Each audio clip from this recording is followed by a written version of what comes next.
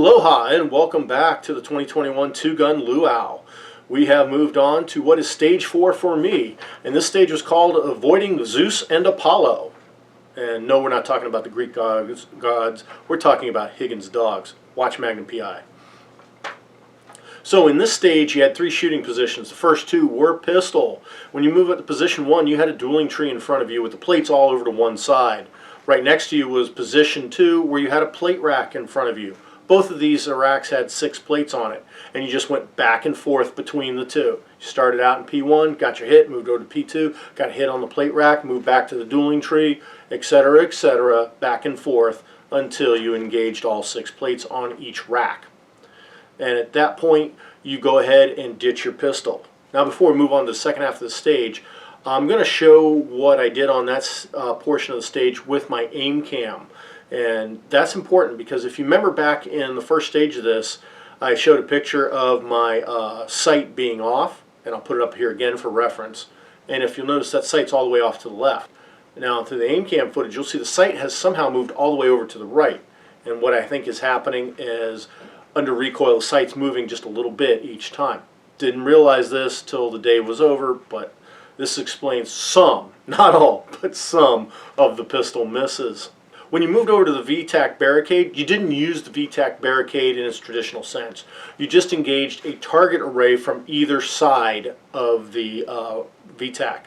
And the one restriction was that you couldn't have your feet flat on the ground. So any position that didn't have your feet flat on the ground. I chose to engage the left side array sitting on my ass, and I chose to engage the right side from the prone. Now the targets were arrayed at different ranges, but they had different presentations. So the first target, or I should say the closest target, and the farthest target on each array were just plain IPSC targets. Just plain nothing.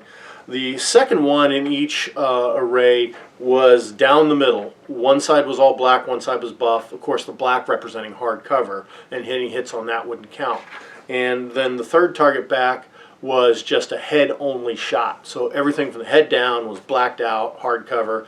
Head only was what you get your hits on. Let's go ahead and take a look and see how the run went.